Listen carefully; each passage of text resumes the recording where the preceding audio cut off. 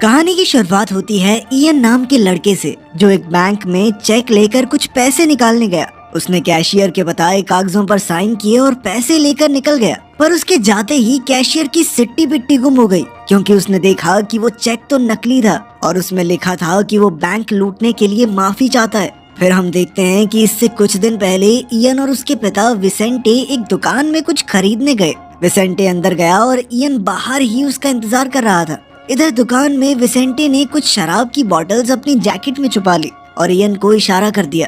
तभी इयन ने बाहर से ही अपनी जादुई शक्तियों से ऐसा माया जाल बनाया जिससे दुकानदार को चोरी का पता ही नहीं चला। आखिरकार उनका प्लान कामयाब रहा और विसेंटे चुपचाप दुकान से बाहर आ गया। उसने इयन से कहा कि मैं गाड़ी लेने जा रहा हूँ, तब तक अपना ध्यान मत भटकने देना। और इयन ने भी माया जाल बनाए रखा। पर अचानक वहाँ कुछ लड़कियाँ आ गई जिससे इयन का ध्यान भटक गया और उसका ये जादू टूट गया।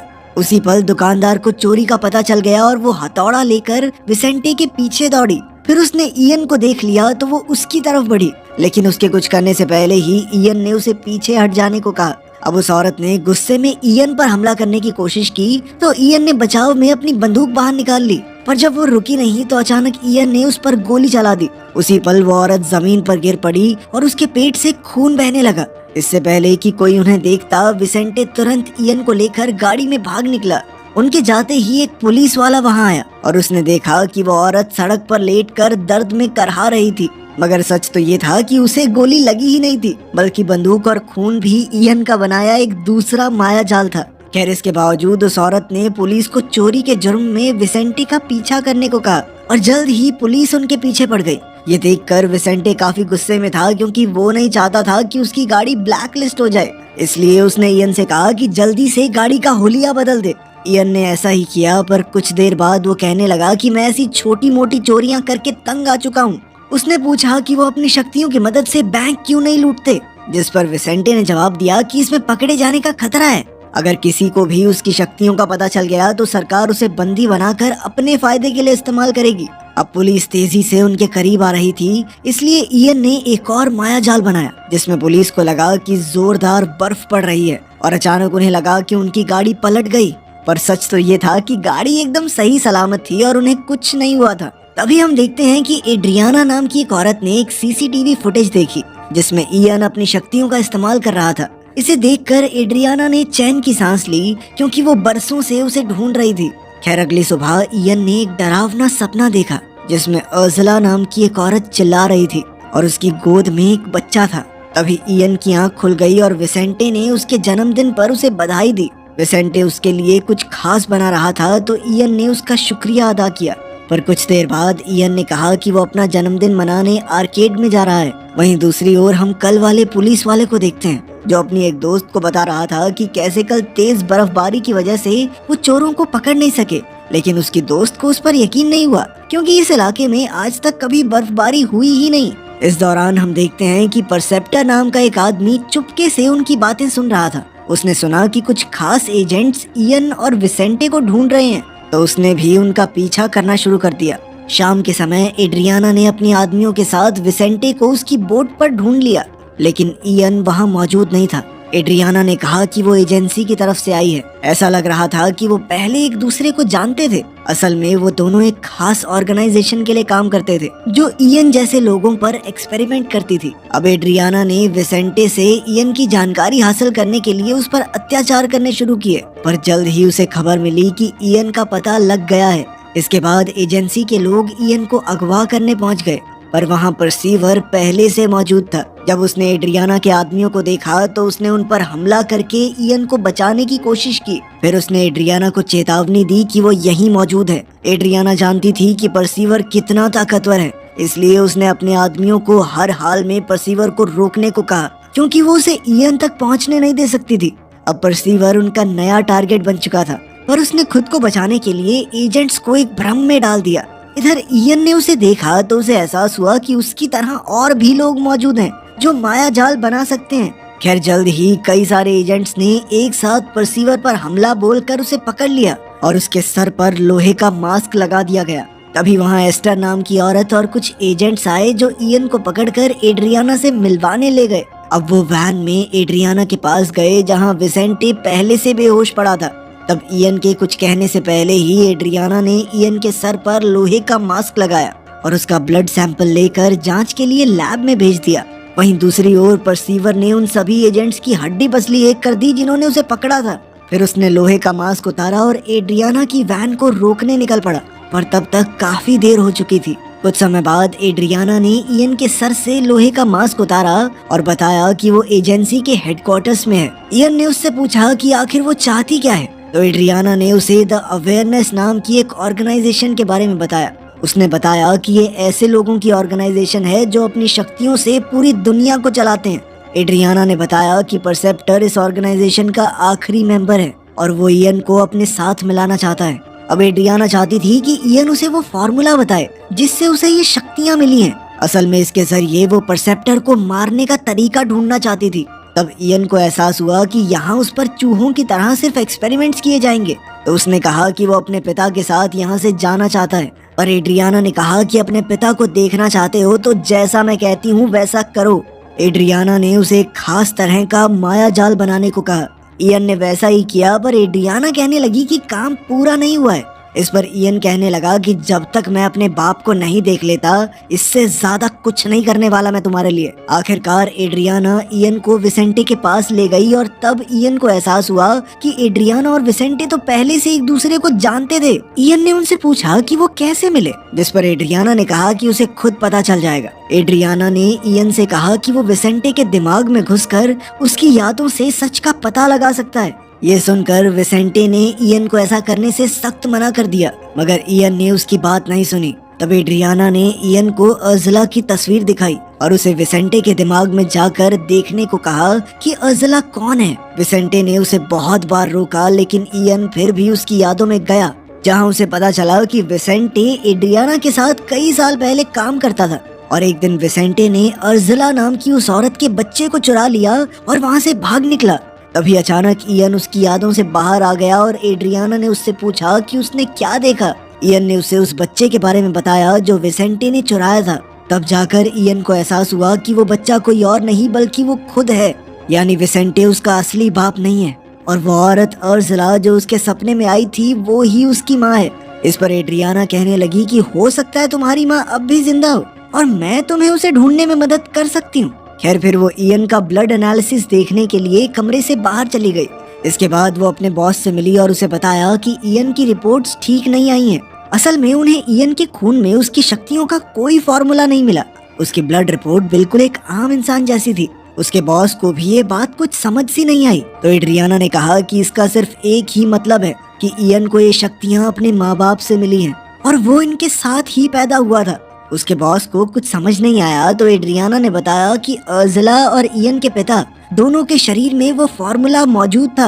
अब बॉस ने एड्रियाना से कहा कि इससे पहले इयन बेहद ताकतवर हो जाए उन्हें उसे खत्म करना होगा, लेकिन एड्रियाना का कहना था कि वो म्यूल के खिलाफ लड़ने में उनके काम आ सकता है। फिर अगले दिन एस्टर नाम की औरत इयन से मिलने पहुंची और यहाँ से भागने में उसकी मदद करने का ऑफर दिया। अब इयन उसके साथ चल पड़ा तो एस्टर ने रास्ते में आने वाले सभी गार्ड्स को चुटकियों में हरा दिया। मगर जब वो निकलने वाले थे तो इयन ने कहा कि उसे विसेंटे को अपने साथ ले जाना होगा। इसी दौरान परसेप्टर भी बिल्डिंग में घुस आया और जब एड्रियाना ने देखा कि इयन अपने कमरे में नहीं है तो उसने एजेंट्स को तुरंत उसके पीछे भेज दिया। मगर रास्ते में ही परसेप्टर ने सभी एजेंट्स को मौत के घाट उतार दिया। उधर इयन एस्टर और विसेंटे के साथ गाड़ी में भाग निकला, लेकिन परसेप्टर ने उनकी गाड़ी के टायर पंचर कर दिए थे। बदकिस्मती से इसी वजह से उनका एक्सीडेंट हो गया। पर इससे पहले कि परसेप्टर वहां पहुंचता, इयन ने एक माया जाल बनाया जिससे उनकी गाड़ी गायब हो गई। आखिरकार उनका प्लान कामयाब रहा क्योंकि परसेप्टर कुछ ही समय में वहां से चला गया। इसके बाद वो सब रात गुजारने एक होटल में पहुंचे। फिर अगली सुबह इयन ने एस्टर से पूछा कि वो उसकी मदद क्यों कर रही है, तो एस्टर ने कहा कि मैं बस अपनी जिंदगी में कुछ सही करना चाहती हूँ। तब इयन को एहसास हुआ कि एस्टर अवेयरनेस ऑर्गेनाइजेशन के लिए ही काम करती है। खैर, बाद में हम देखते हैं कि विसेंटे शराब के नशे में धुत पड़ा था, तो एस्टर ने इयन पर इल्जाम लगाया क्योंकि वही विसेंटे को साथ लाया था। तो एस्टर इयन को डांटने लगी कि तुम्हारी वजह से हम इस शराबी को साथ लाए हैं, इसका ध्यान तो रख ही सकते थे। लेकिन इयन कहने लगा कि वो विसेंटे को अपने साथ इसलिए लाया है क्योंकि वो अपनी जिंदगी का पूरा सच जानना चाहता है। इस पर एस्टर ने इयन को एक बार फिर विसेंटे के दिमाग में झांकने की सलाह दी। इस बार जब इयन ने ऐसा किया तो उसने देखा कि विसेंटे एड्रियाना से बात कर रहा था कि वो किसी को कोमिंस्की नाम के साइंटिस्ट से मिलने के लिए पोलैंड भेजेंगे। बाद में जब इयन उसके दिमाग से बाहर आया तो एस्टर ने उससे पूछा कि उसने क्या देखा, मगर इयन ने कोई जवाब नहीं दिया। फिर कुछ देर बाद उसने अपनी शक्तियों से कैशियर को धोखा देकर कुछ पैसे चुरा लिए। जल्द ही पुलिस ने उसका पीछा किया, मगर खुशकिस्मती से वो सही सलामत वापस लौट आया। अब इयर और एस्टर अपनी लूट की खुशियां मना रहे थे कि तभी उन्हें एहसास हुआ कि विंसेंटे घर पर नहीं था। एस्टर ने कहा कि वो जरूर बार में होगा। कुछ देर बाद जब एस्टर बाथरूम में थी तो इयन ने खिड़की से देखा कि परसेप्टर वहां आ गया था। अब उसने तुरंत ऐसा मायाजाल बनाया जिससे पूरा कमरा खाली लगे। इसके बाद जब परसेप्टर अंदर आया तो उसे कोई दिखाई नहीं दिया, पर जैसे ही उसने शीशे से कपड़ा हटाया तो सच सामने आ गया, क्योंकि शीशे पर जादू नहीं चलता था। अब इयन ने उस पर हमला कर दिया और उन दोनों में लड़ाई छिड़ गई। इसी दौरान परसेप्टर ने उसे समझाने की कोशिश की कि वो दोनों एक ही साइड पर हैं, लेकिन इयन कुछ सुनने को तैयार ही नहीं था। कुछ ही पलों में परसेप्टर ने इयन को एक दीवार पर जकड़ दिया। तभी उसने एस्टर को भी देख लिया जो बाथरूम में छुपी हुई थी। इसके बाद परसेप्टर ने इयन के दिमाग में जाकर पता लगाया कि उसे सभी जवाब पाने के लिए पोलैंड जाकर साइंटिस्ट कोमिस्की को ढूंढना होगा।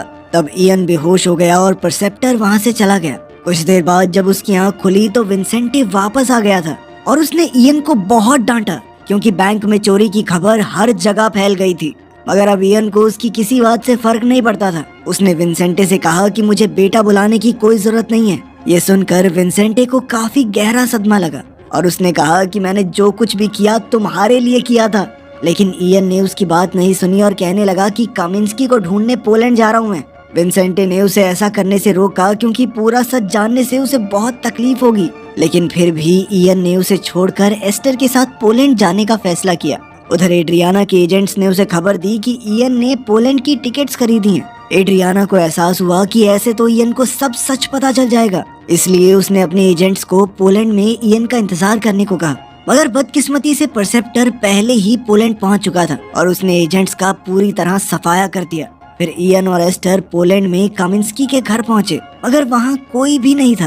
कुछ ही देर में इयन ने एक कमरा देखा जो बिल्कुल वैसा ही था जैसा उसके सपनों में दिखाई देता था। कुछ देर वहां घूमने पर उसे एक नकली दीवार मिली, जिसे तोड़ने पर वो एक खुफिया कमरे में पहुंचे जहां अर्जुला ने अपनी डायरियां छुपाई थी, जिन्हें पढ़ने के बाद ये खुलासा हुआ कि अर्जुला के पिता डॉक्टर किमिंस्की ही हैं। उधर एड्रियाना फिर से विंसेंटे से मिली और उससे पूछा कि अब वो इयन के साथ क्यों नहीं है। विंसेंटे ने कहा कि इयन अकेला जाना चाहता था तो उसे जाने दिया मैंने। तुम पागल हो क्या? इयन के ऊपर कितना खतरा मंडरा रहा है पता भी है तुम्हें? वो परसेप्टर कभी भी उसे मार सकता है। ये सुनकर इयन को एहसास हुआ कि उसे अपने पिता होने का फर्ज निभाना चाहिए।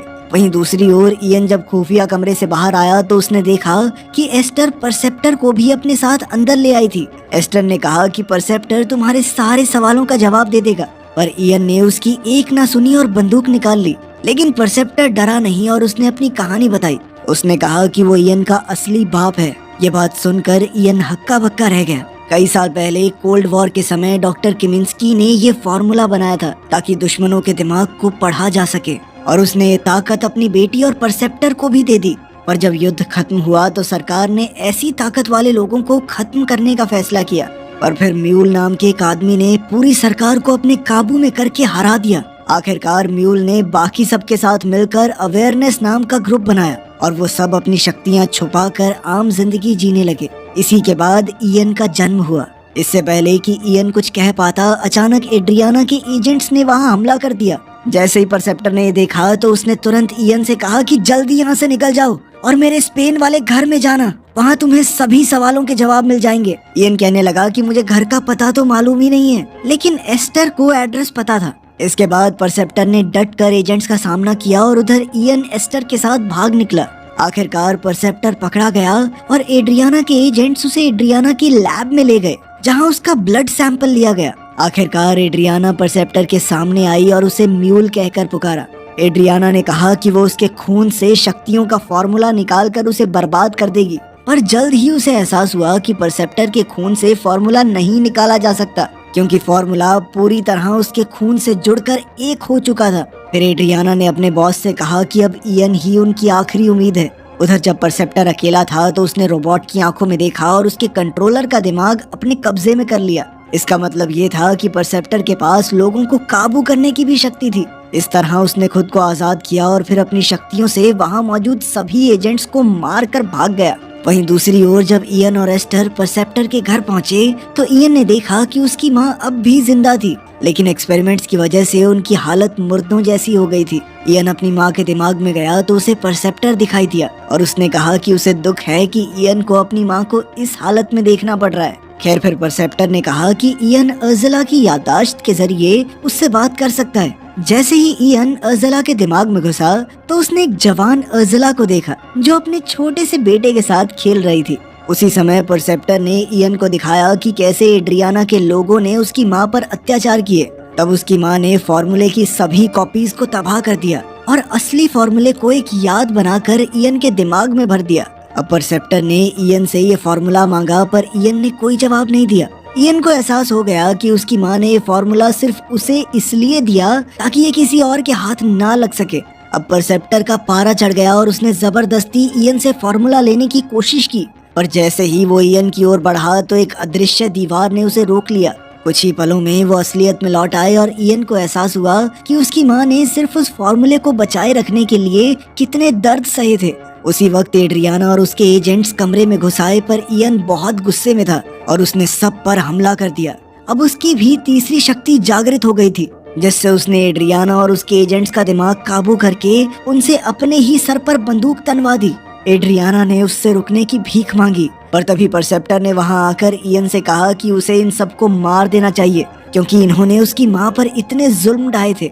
उसी समय एड्रियाना ने खुलासा किया कि अर्ज़ला तो बहुत समय पहले मर चुकी है और अब जो उसने देखा वो सिर्फ परसेप्टर का बनाया एक माया जाल था। ये सब सुनकर इयन का गुस्सा और बढ़ गया और वो सबको मारने को तैयार हो गया। तभी विसेंटे वहां आया और इयन से कहा कि परसीवर सिर्फ उसका इस्तेमाल कर रहा है, उसके बहकावे में आकर इतने लोगों का कत्ल करना ठीक नहीं होगा। तभी परसीवर ने इयन को विसेंटे को मारने को कहा, मगर इयन ने कोई जवाब नहीं दिया। अब इयन ने विसेंटे को वहां से जाने को कहा, पर विसेंटे वहीं रुका और कहने लगा कि तुम्हें ऐसा कुछ नहीं करना है जिससे बाद में पछतावा हो। तब इयन ने कहा कि वो एड्रियाना और उसकी ऑर्गेनाइजेशन से बदला लेना चाहता है क्योंकि उन्होंने उसकी मां पर अत्याचार करके उसकी ये हालत कर दी थी। मगर अचानक परसेप्टर ने विसेंटे को गोली मार दी और तभी इयन का जादू टूट गया, जिससे एड्रियाना और उसके एजेंट्स आजाद हो गए। फिर परसेप्टर एस्टर को लेकर भाग गया। इयन ने विसेंटे को संभाला तो विसेंटे ने उसे अपने दिमाग में जाने को कहा। इयन ऐसा नहीं करना चाहता था क्योंकि विसेंटे की हालत ठीक नहीं थी, पर फिर भी विसेंटे ने किसी तरह उसे मना लिया। फिर इयन ने देखा कि असल में किमिंस्की इयन पर एक्सपेरिमेंट करना चाहता था, इसलिए उसकी मां ने ही इयन की जान बचाने के लिए उसे विसेंटे के हवाले किया था। विसेंटे ने पूरी जिंदगी इयन की रक्षा करने में लगा दी। ये देखकर इयन फूट फूट कर रोने लगा। आखिरकार विसेंटे की मौत हो गई और अब इयन ने गुस्से में बंदूक उठाई और परसेप्टर को ढूंढने निकल पड़ा। परसेप्टर पास की ही एक बिल्डिंग में एक पार्टी में छुपा हुआ था। अब इयन एस्टर की आवाज का पीछा करके वहां पहुंच गया और अपनी शक्तियों से सभी लोगों को नीचे गिरा दिया। तभी परसेप्टर ने लोगों पर कब्जा करके इयन पर हमला बोल दिया, मगर इयन सबको हराता चला गया। जल्द ही एड्रियाना ने वहां आकर उसकी मदद की। अब इयन ने परसेप्टर को मारने का फैसला किया क्योंकि परसेप्टर ने फॉर्मूला पाने के लिए उसका इस्तेमाल किया था। पर तभी परसेप्टर ने एस्टर पर बंदूक तान दी और कहने लगा कि अगर तूने फॉर्मूला नहीं बताया तो इसे अभी मार दूंगा मैं। उसी समय एड्रियाना को एहसास हुआ कि वहाँ कोई और भी मौजूद है और उसने इयन से कहा कि एस्टर असली नहीं है, बल्कि ये भी परसेप्टर का बनाया हुआ एक भ्रम है। इयन कुछ समझ नहीं पाया और उसे महसूस हुआ कि वो एस्टर को चाहने लगा था। परसेप्टर अब भी एस्टर को मारने की धमकी दे रहा था तो इयन ने उसे गोली मार दी और वो वहीं मर गया। आखिरकार एस्टर की जान बच गई। हालांकि वो जानती थी कि वो असली नहीं है, पर फिर भी उसने दौड़कर इयन को गले लगा लिया। आखिर में इयन ने अपनी माँ और पिता विसेंटे के लिए कब्र बनवाई और वादा किया कि वो इस फॉर्मूले को कभी गलत हाथों में नहीं जाने देगा। वीडियो पसंद आई तो लाइक कर देना, चैनल को सब्सक्राइब कर लेना। मिलते